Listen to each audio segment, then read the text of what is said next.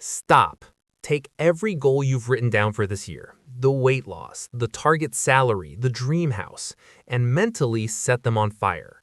Because according to neuroscience, those goals aren't a solution. They're the reason you keep failing. Here's the pattern. You set a massive target. You feel a rush of excitement. You work hard for 3 days. Then you hit a wall and you quit. This isn't about willpower. Neuroscience reveals it's actually biological rejection.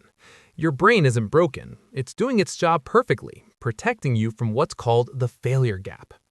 Today, we're deleting the goal and installing a system. This is how you hack your neurochemistry to make success an automated reflex. Here's the glitch in your hardware.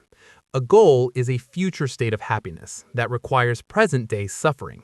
When you think, I want to earn $100,000, your logical prefrontal cortex gets excited. However, your amygdala, the ancient primitive part of your brain, perceives a massive threat. To your lizard brain, a goal creates what's called a success gap, and until you hit that target, you exist in a state of technical failure. Every single day you don't have that money, your brain registers a deficit. This spikes cortisol, your stress hormone. Here's how your biology actually sees it. A big goal feels like being forced to walk across a scorching desert with no water, promised a feast only at the very end. Your brain isn't lazy, it's just not wired to endure 6 months of thirst for a single drop of water. This is called immediate reinforcement bias. Your brain is hardwired to value a 10% reward now over a 100% reward later. If the payoff is too far away, your nervous system literally unplugs motivation to save energy.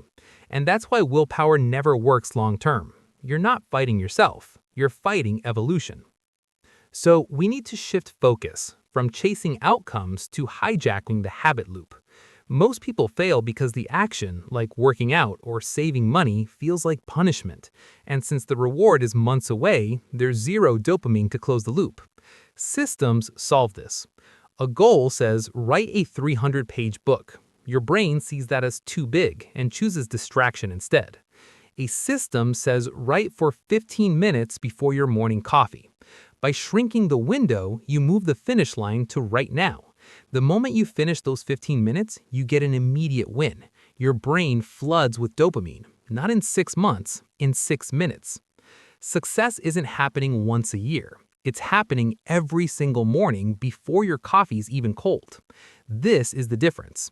Goals delay gratification. Systems deliver it instantly. Here are the 3 neural pillars to build a system that sticks. Pillar 1, the 2-minute rule. Your brain hates activation energy. If a task feels big, you get task paralysis, so shrink it until it's impossible to fail. Don't say go to the gym. The system is put on gym shoes. That's it. Once your shoes are on, your brain's resistance drops by 80%. You've already won because you started the loop. Pillar 2, temptation bundling. Your brain is a dopamine junkie, so bundle a new difficult system with an existing craving. Only listen to your favorite podcast while cleaning. Only drink that high-end espresso while checking your finances. Use the high dopamine activity to pull the low dopamine habit across the line. This isn't bribery, it's rewiring. You're teaching your brain that the hard task comes with pleasure, not pain. Pillar 3, environmental cues. Your brain is a prediction machine. If you sit on the couch where you usually watch TV and try to study, you're fighting neurochemistry. Your brain is already preloading sleep mode. Create a sacred space. 1 chair, 1 desk, 1 task.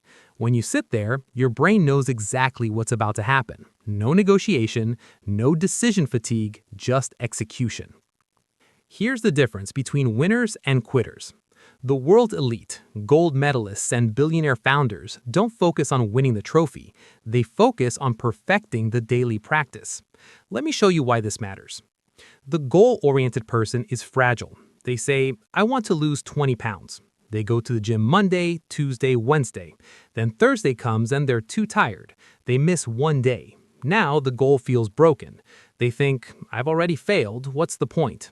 A spiral begins, and they quit. The system-oriented person is anti-fragile.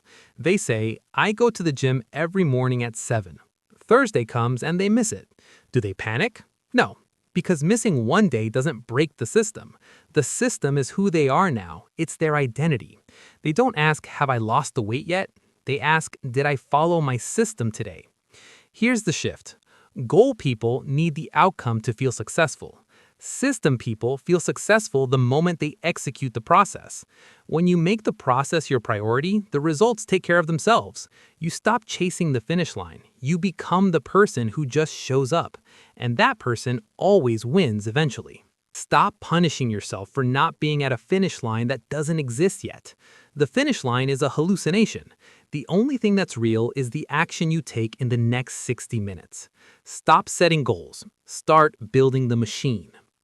If this reframe provided clarity on why progress has been difficult, hit the like button. To continue mastering the hidden mechanics of your mind and unlocking elite performance, hit subscribe.